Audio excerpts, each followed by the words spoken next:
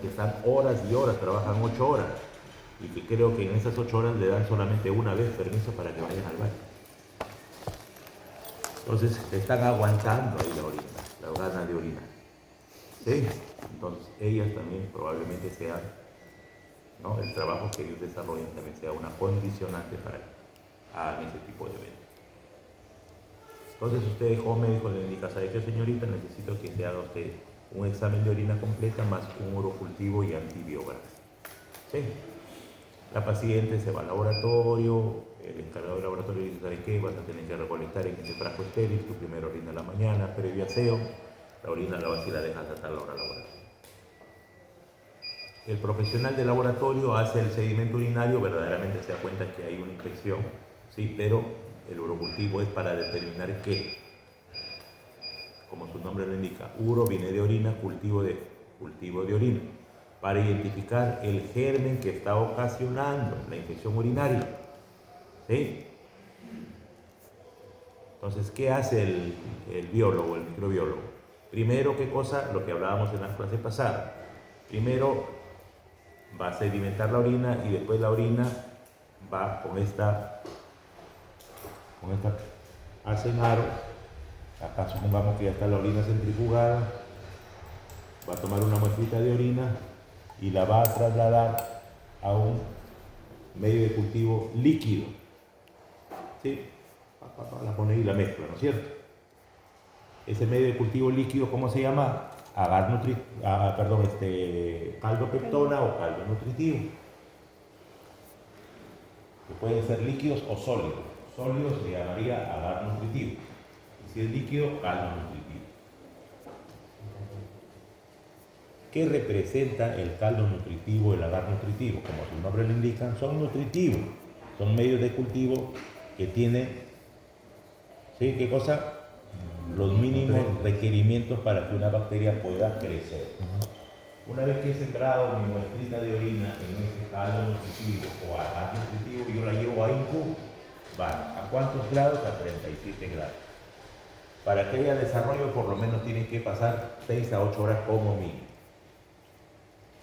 Vamos a suponer que la dejé 24 horas. Al día siguiente viene el microbiólogo y ve verdaderamente ese medio de cultivo, ese caldo nutritivo que era transparentón, era de aspecto transparente, está turbio. Si está turbio significa que ha habido crecimiento. ¿Y él qué es lo que hace? Saca una muestrita de acá y lo pasa ¿a dónde? A todos estos tubitos que son diferenciación bioquímica. ¿Cómo se llama este tubito? TSI, Triple Sugar Ion. Miren, este verdecito, ¿cómo se llama? Citrato. ¿Cómo se llama? Este moradito, LIA. Que está así, vean ustedes, que no está en punta, sino está así, pero es sólido, zinc. Y agar urea. Una vez que yo he sembrado la muestrita que ha crecido ahí, producto de la muestra de orina, al día siguiente, ¿qué cosa voy a hacer? Voy a sacar una colonia de ahí y lo voy a colocar ¿en qué?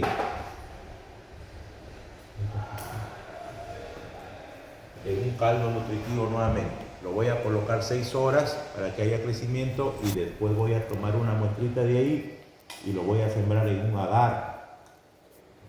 Este color amarillito claro. Se llama agar de Müller-Hinton.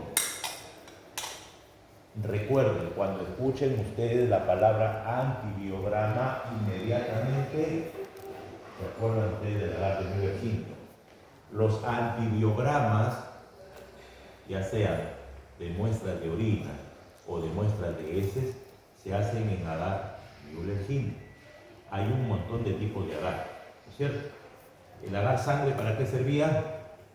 El agar sangre es un medio de cultivo enriquecido que sirve mayormente ¿para qué?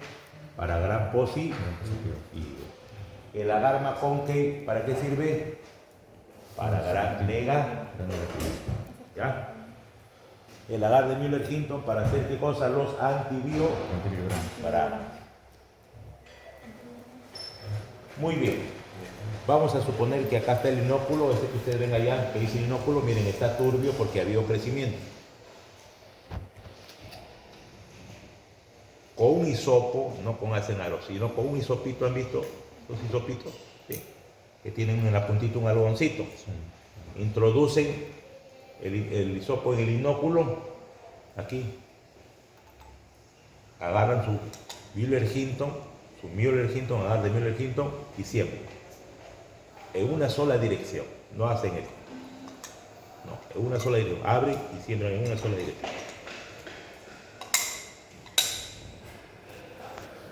Después que han colocado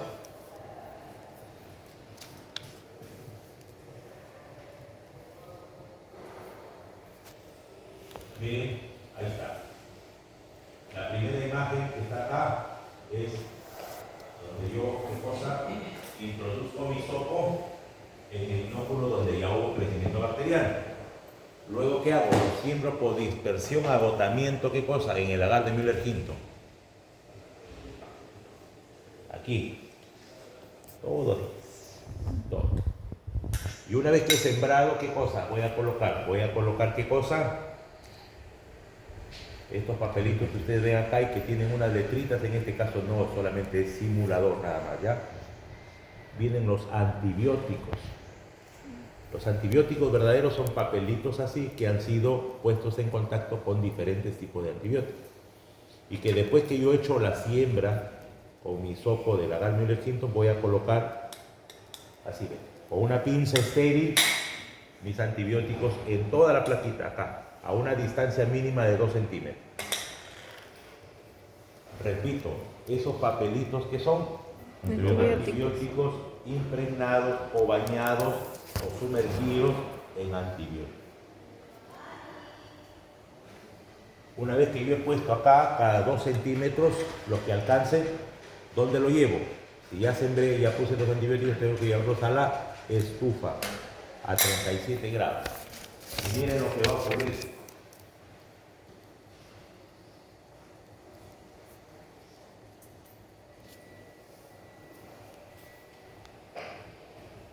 La primera plaquita es el agar de Müller-Hinton, donde ya sembré con mi hisopo y donde ya coloqué mis antibióticos. Luego lo he mandado a incubar por 18 a 24 horas a 37 grados y miren lo que va a ocurrir. Al día siguiente, ¿ven esas rayas así? Es el crecimiento bacteriano. El medio es amarillo. Y estos son los papelitos con el antibiótico. Miren qué es lo que ha ocurrido. Este es el antibiótico y este es el medio donde ha crecido la bacteria, ¿ya? Miren, pero acá hay un halo. ¿Ha crecido o no ha crecido? No ha crecido. A este halo que donde no ha crecido la bacteria se llama halo de inhibición bacteriana. Halo. Halo de inhibición bacteriana. Miren acá por favor. Aquí y acá. ¿Hay halo de crecimiento? No hay. ¿Sí? Entonces ahí no hay halo de inhibición bacteriana. Y acá, vean ustedes, en estos dos, miren, sí hay, pero hay un halo más pequeño. ¿Qué es lo que pasa cuando yo pongo un antibiótico y lo enfrento a un crecimiento bacteriano?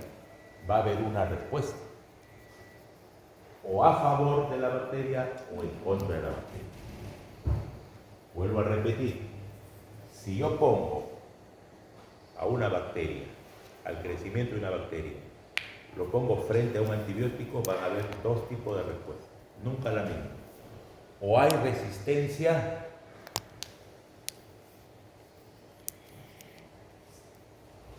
o hay inhibición. ¿Qué significa eso, doctor? Explíqueme, por favor.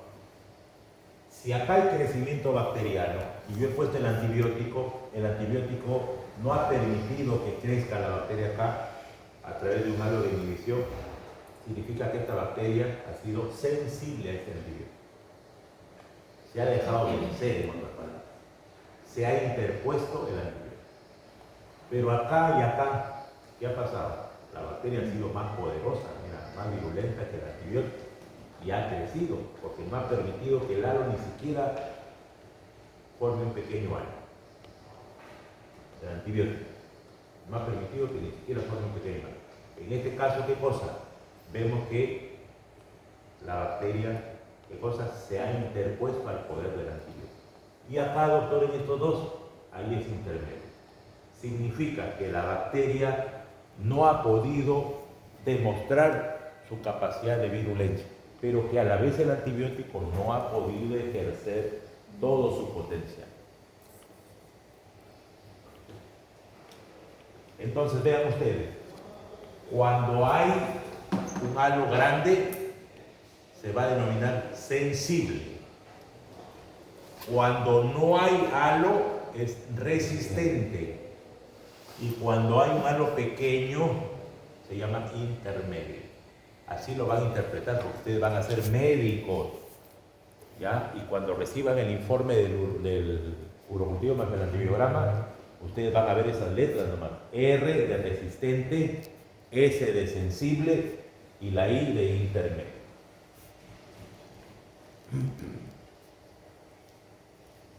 Por ejemplo, miren, les van a poner acá.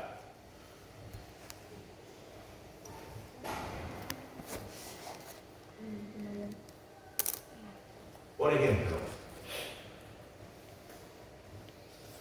si yo utilicé ciprofloxacino, ¿ya? Ciprofloxacino, 2 puntos, me ponen S, significa, ¿cómo interpreto ahí? Sensible. Que la bacteria ha sido sensible al ciprofloxacino. ¿Sí? Vuelvo a repetir. Si tengo ciprofloxacino, 2 puntos, y me ponen S, significa que la bacteria es sensible al ciprofloxacino. Por lo tanto, si es sensible, ¿puedo o no utilizar ese antibiótico? Claro, porque la bacteria se ha dejado vencer, es sensible. ¿Sí? Pero si, por ejemplo, utilizo gentamicina y me ponen R, yo trataría esa infección urinaria con R. No, porque me está diciendo que es resistente esta bacteria a la gentamicina. Y si me dicen, por ejemplo, es intermedio, ¿ah? Es una posibilidad. Puede ser una posibilidad. Por ejemplo, les pongo el caso. Ciprofloxacino S, ¿ya? Gentamicina R, ni hablar, no utilizo. Y me ponen por acá amicacina I. Tú dices, ¿cuál utilizo? El ciprofloxacino, que es sensible, pues, ¿no? Le hace la receta y cuando va a la farmacia, la paciente regresa y dice, doctor, no hay ciprofloxacino. Ahí utilizan el intermedio. Pueden utilizar. Es una opción. ¿Ya? Si es que hay sensibilidad y tienes en ese momento, lo utilizas el sensible. ¿Ya? Resistente, ni hablar porque va a ser resistencia. Ya la bacteria te está cantando que con ese antibiótico no la puedes tratar porque va a seguir siendo resistente. Chicos, ¿entiendes acá? Sí.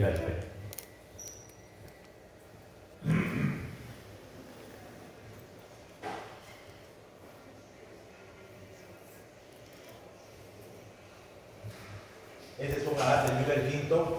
Los papelitos en blanco son los papeles filtros. ¿Qué cosa? Embebidos o sumergidos en antibióticos. ¿No es cierto? Otra cosa puntual que quiero decir. El profesional del laboratorio tiene que saber, sí, porque si ustedes le dan una orden, ustedes van a ser los médicos, ustedes van a ser los más simples. Ustedes le dan la orden al paciente que dice urocultivo más antibiograma, el paciente va al laboratorio. Hay como 40 tipos de antibióticos. Pero estos antibióticos, miren, tienen una letrita. Estos sí son firmes, ¿ya? Estos son antibióticos. Por ejemplo, GM es gentamicina, E es eritromicina, C es cloranfenicol, AMX es amoxicilina y el otro T es trimetoprim. Pregunto, si ustedes ponen en la orden urocultivo más antibiograma, el profesional del laboratorio que va a hacer eso, porque ustedes no lo van a hacer, ustedes van a interpretar y van a tratar. El profesional del laboratorio ¿tiene que tener criterio para colocar esos antibióticos? Sí. Él tiene que leer la muestra y dice, el doctor me está mandando un urocultivo, está sospechando que esta paciente tiene una infección urinaria. Por lo tanto, lo que yo tengo que colocar ahí son antibióticos que en su mayoría sean para gérmenes gram negativos. ¿Por qué? porque hemos sabido y sabemos que las infecciones urinarias son en su mayoría gram negativos y que son en su mayoría las causantes de ¿qué? De infección de vías urinarias. Por ejemplo, tendría sentido que acá en una muestra de orina le pongan una amoxicilina. Porque la amoxicilina sirve para ¿qué? Para el tratamiento de infecciones de vías respiratorias superiores, o sea, para gram positivo. Entonces miren la intercorrelación que tiene que haber entre el médico y el profesional que tiene que hacer su trabajo en laboratorio.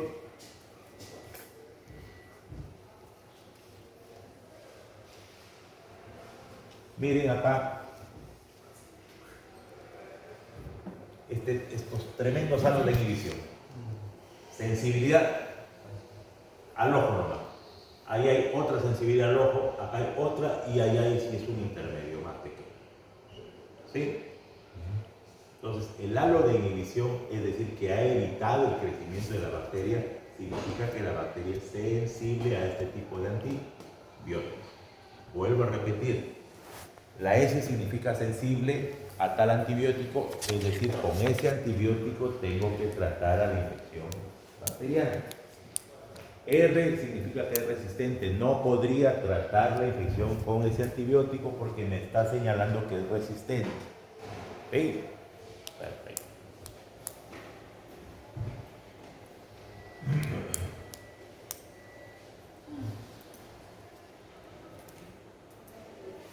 ¿Qué hacen los de laboratorio? Pues es un dato adicional, ¿ya? Para ellos informar si es sensible, es intermedio o resistente, ellos tienen unas tablitas, ¿sí? Con una reglita. Y le expresan ¿en qué? En milímetros de distancia. En milímetros que tiene el grosor del halo. ¿Ya? Y ahí están midiendo, por ejemplo, ¿no?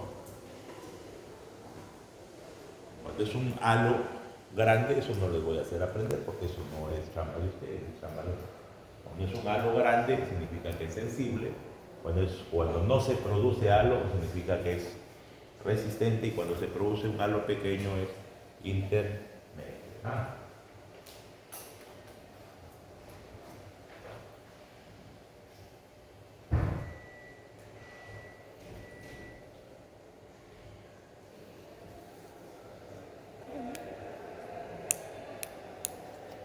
Entonces, si es un antibiograma con el mismo cuadro clínico que les mencioné de la señorita que viene con 3 días sin dolor lumbar, disuria. ¿Disuria qué significa? Sin orina. Disuria, ¿qué significa? No orina. Dis, dolor, uria, orina, dolor a la micción, dolor lumbar, dolor a la micción, polaquiuria significa que está yendo a cada rato al baño a orinar. Pero hay un dato adicional que te dice, ¿sabe qué? Voy a orinar, doctora, a querer orinar y no puedo orinar, gotita nada más. A ver, ¿cuáles son las recomendaciones que se utiliza? Usted le da la orden, usted no le va a explicar, ¿no? Usted le da la orden, ¿sabe qué? Quiero que se haga un examen de orina y un urocultivo más antibiótico. Esa pacientita se va con la orden al laboratorio y el laboratorio le va a dar una recomendación. Por ejemplo, ¿cuál sería una de las recomendaciones? En la recolección de orina. Que no haya consumido ningún tipo de antibióticos 48 horas. Bueno, ya es una. Ya, ¿qué más? Antes de realizar la recolección, asearse correctamente. Perfecto, solamente con agua, nada de jabón, nada. Perfecto. Perfecto, que sea ya que el tiempo de recolección y el procesamiento no deben pasar más de eso. ¿Por qué? Porque si no la orina se contamina, se llena de bacterias. Y eso no significa necesariamente que es una orina patológica, sino que sea contaminada. ¿Qué más? Debe ser la primera orina ya que después... Debe ser la primera orina en la mañana. Esa es la primera recomendación, la primera orina en la mañana. De la primera orina en la mañana, el chorro. El primer chorro El chorro medio, ¿ya? El chorro medio. ¿Ya? ¿Qué más? ¿Qué otra recomendación? Debe llevarlo en un frasco estéril. Debe realizarse en un frasco estéril. Muy bien. ¿Sí? Listo. En los pacientes que no pueden orinar, Por Señor, orina acá, catéter. pero no puede. Con un catéter. Con una sondita o con sonda. un catéter. ¿Ya? Perfecto. Muy bien, se recolecta la orina. El paciente recolecta la orina. ¿Qué más otra recomendación? Que rotule su frasco, ¿no? O sea, que le coloquen sus datos y la fecha. La lleva al laboratorio. En el laboratorio centrifugan la orina. Una vez que centrifugan la orina, decantan, ¿qué cosa? Primero llenan del frasquito estéril, llenan la orina hasta acá. ¿Sí? El sobrenadante es lo que no se ha centrifugado y el centrifugado es el sello. En el sobrenadante se le hace un examen químico de la orina. Ahorita hay unas tiritas reactivas que tienen papeles impregnados con varios reactivos que van a producir una respuesta, donde determinan las características bioquímicas de la orina, es decir, la presencia de proteínas, la presencia de sangre, la presencia de nitratos, la presencia de cuerpos cetónicos, la presencia de urobilinógeno, la presencia de sales biliares, la presencia de ácido ascórbico. ¿Sí? Si me marca en el papelito que dice proteínas y me marca un color bien intenso, ¿qué significa? Ah, que esa orina está con proteínas. ¿Es normal tener proteínas en la orina? No. Las proteínas son macromoléculas, no se pueden perder por la orina. Sí, por favor. ¿Y cómo interpretaría yo? Quiero que vaya un poco más allá. Que haya proteínas en la orina. Ya, tú dices, ya no es normal, pero ¿en quiénes podría encontrar yo proteínas? Diabéticos. Diabéticos. Diabéticos, ¿por qué? Porque los diabéticos hacen nefropatía. ¿Qué más? Pacientes con insuficiencia renal. Pacientes con insuficiencia renal, muy bien. ¿Ya? Pacientes con insuficiencia renal que ya no tienen una buena depuración de creatinina, en la que ellos tienen ya una tasa de filtración glomerular muy disminuida, van a dejar escapar proteína. ¿Listo? Muy bien. ¿En quiénes se encontraría glucosa en orina? Diabéticos. ¿Es normal perder glucosa en orina? No. Así me coma un quintal de tofes. Nadie que sea sano puede dejar escapar glucosa por orina. Eso no es normal. ¿En quiénes se encontraría glucosa en orina? Los diabéticos. Diabéticos. Diabéticos, específicamente diabéticos, pacientes con trastornos de enfermedades de glándulas suprarrenales. ¿Ya? También. Perfecto.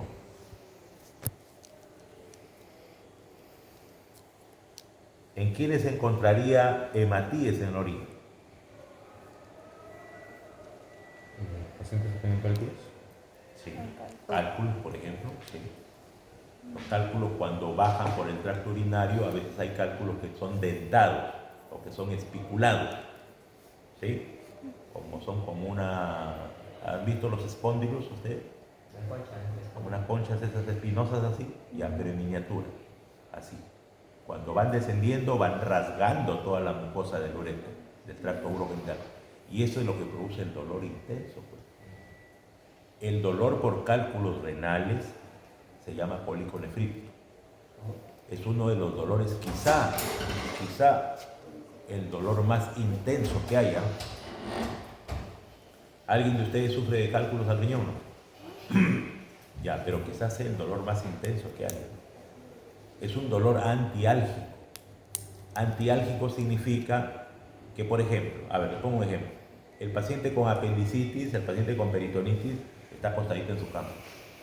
Tú lo mueves, dice, no quiere ni moverse porque movilizarlo despierta dolor. Pero en el dolor por cólico nefrítico, es decir, por cálculos al riñón, el paciente no tiene una posición antiálgica. El paciente con cólico, ustedes lo van a ver que llega a la emergencia gritando, se retuerce, se para, se sienta, camina, regresa nuevamente. No hay posición. Por eso se dice que es un dolor antiálgico. En ellos podría encontrar hematuria también, claro. ¿En quiénes más podría encontrar hematuria? En pacientes con tumoraciones renales, por ejemplo, tumoraciones de vejiga. ¿Sí? ¿En quiénes más podría encontrar hematuria? En pacientes con síndrome nefrítico, en pacientes con enfermedad renal crónica terminal, en orinas contaminadas, por ejemplo en las señoritas, ¿no? Que ya están terminando su periodo y que todavía arrastran hematías, ¿no? Eso siempre tienen que avisar al laboratorio, porque el que a veces el laboratorio analiza no te hizo esa pregunta y informa lo que él ve, ¿no? 80, 90, más de 100 hematías por campo, eso asusta al médico. El médico te dice, ¿estás con tu periodo? Sí, doctor. Ah, mira, debiste avisar para que te reprogramen esta vez, porque no has debido hacerte el examen en esa condición. ¿Ya? Muy bien. ¿En quiénes se encontraría pigmentos biliares, por ejemplo? Como los urobilinógenos, la urobilina, la bilirrubina. ¿En qué paciente? ¿Es normal encontrar urobilinógeno? Pacientes con problemas hepáticos. Problemas hepáticos. Pacientes con, por ejemplo, enfermedades hepáticas agudas o crónicas, voy a encontrar un exceso de pigmentos biliares. ¿Cómo es la orina del paciente con hepatitis? Sea cual fuera su causa. Si es hepatitis A, B, C. La orina del paciente con un problema hepático es como el té, oscuro. Incluso algunos dicen como la Coca-Cola. Así se pone la orina. Coliuria se llama eso, ¿ya? O le denominamos también orina colúrica. Así cuando está sanguinolenta la orina le denominamos orina hematúrica, ¿no? Cuando está amarillenta así, más de lo normal, por una enfermedad hepática, es orina colúrica. Y el paciente muchas veces está con Ictericia.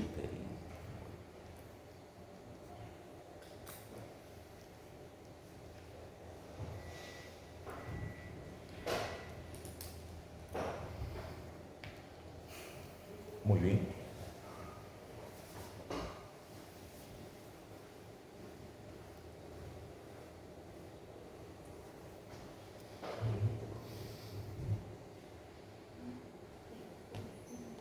Ahí está, miren, un niñito cómo se recolecta la orina, un bebito de 2 o 3 meses. No le vamos a decir, mira, ahí tu orina acá en este frasco, por cierto. Ahí le colocamos una Bolsa. bolsita de recolección, ¿no? Se han dado cuenta que tiene una parte que se despega, tiene un adhesivo, se le coloca ahí y se pone hacia abajo, ¿no? Que cuelgue la bolsita para que cuelgue. Doctor, ¿y qué situaciones podrían hacer una punción o indicar una punción? Porque podría Es ser. buena pregunta. Por ejemplo, una punción vesical, ¿en qué tipo de pacientes? Por ejemplo, en pacientes ancianos que están con una hipertrofia o hiperplasia benigna de próstata. La próstata tiene una parte que se llama uretra prostática o próstata uretral. En varones sanos, esa próstata uretral respeta la uretra y la salida de la orina. Pero en las personas mayores que tienen ya una hiperplasia prostática o una hipertrofia benigna de próstata o cáncer de próstata, esa uretra prostática, por donde fluye la orina, crece demasiado y aplasta, o sea, estenosa la uretra prostática y por lo tanto ya no sale la orina. Y el paciente, ¿qué es lo que experimenta? El doctor llega de emergencia gritando, ¿no? Doctor, quiero orinar pero no puedo, quiero orinar pero no puedo. Esa es una emergencia porque el paciente quiere orinar pero no puede. Entonces hay que colocarle una sonda. ¿Sí? Y cuando se hace una punción, por ejemplo, cuando a veces el crecimiento del tumor, ¿sí? En el caso del cáncer de próstata, no nos permite colocar la sonda Foley. ¿Sí? Hay un stop y no permite progresar la sonda Foley por la uretra. Entonces, en ese caso, ¿qué cosa hay que hacer? Se maneja, se le deja esa zona estéril, se hace una asepsia y con una aguja se punza directamente a la vejiga. ¿Sí? En este caso. Muy bien. Requisitos, dice, para la toma de muestra de puro positivo.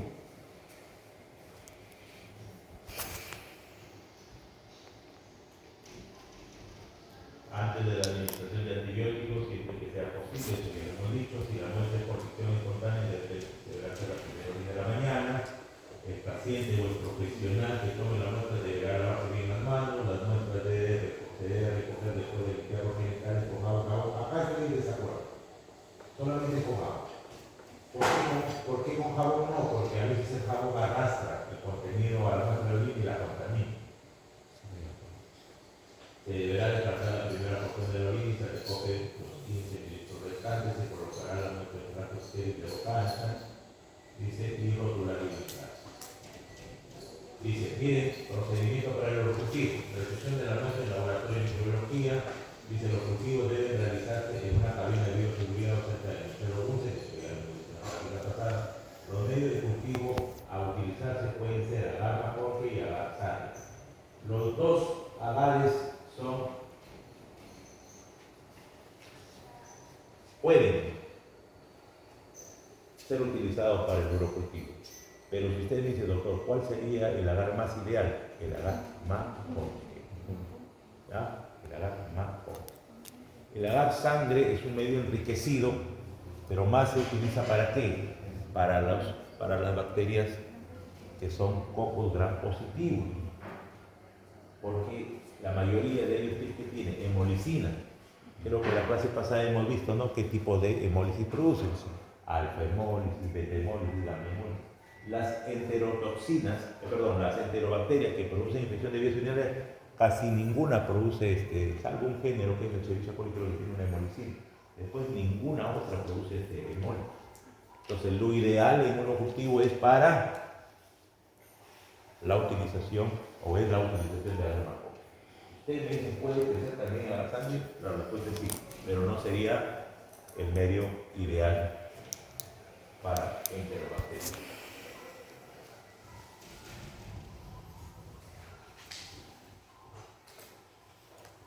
Dice, si el asa calibrada no es descartable, esterilizar el asa de siembra flameando en el mechero. Tomar el frasco con la muestra de orina, abrir la tapa y flamear la boca del frasco en el mechero. Tomar la muestra de orina con el asa de siembra, con el asa de siembra estéril, dice, introducirlo en el frasco por la vertical. ¿No?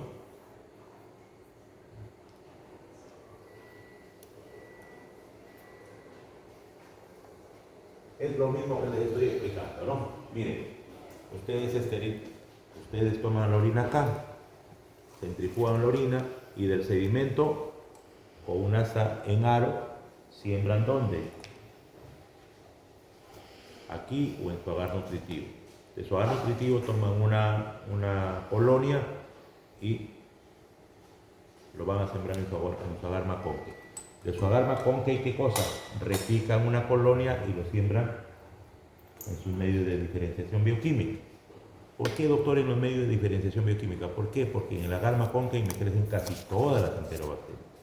Pero yo quiero saber de qué o de cuál de todas esas enterobacterias es la que me está ocasionando la infección de vías urinarias. Y para eso, ¿qué tengo que hacer? Tengo que sembrarlos en mis medios de diferenciación bioquímica. Una vez que yo he sembrado mi medio de diferenciación bioquímica, yo repico una colonia, la pongo en un inóculo, lo llevo a incubar y después al día siguiente lo siembro ¿dónde? En mi agar Müller-Hill. Recuerden, antibiograma inmediatamente agar Müller-Hill. ¿Ya? En el examen práctico, o no sé, le preguntara, usted tiene agar macoque, usted tiene agar XLD, usted tiene agar Saguro, usted tiene agar XLD, ustedes tienen agar SS y ustedes tienen agar Müller-Hill, ¿en cuál de ellos es ideal para realizar los antibiogramas agar de Müller-Hill? ¿Ya? Igual, si usted tiene una muestra procedente de una orina de una paciente X y necesita hacer usted un urocultivo, ¿cuál es el medio ideal para realizar? Agar macoque. ¿Ya? Muy bien. Entonces vean ustedes, miren, acá tengo yo un agar de Müller-Hill para el antibiograma. Acá tengo yo un agar XLD, donde también me crecen enterobacterias. Acá tengo un agar McConkey, donde me crecen la mayoría de enterobacterias y producen lactosa positiva como lactosa negativa. Y este es un agar SS. Agar SS que viene de Salmonella Shigella. Doctor, ¿y si es agar SS solamente me va a crecer Salmonella y Shigella? Sí. ¿Por qué no me pueden crecer otras enterobacterias? ¿Por qué? Porque estos tienen inhibidores. Es decir, me permite solamente el crecimiento de esos dos géneros de bacterias. Y pasamos a otra temática que es el coprocultivo. Ya hemos visto el puro cultivo y vamos a hablar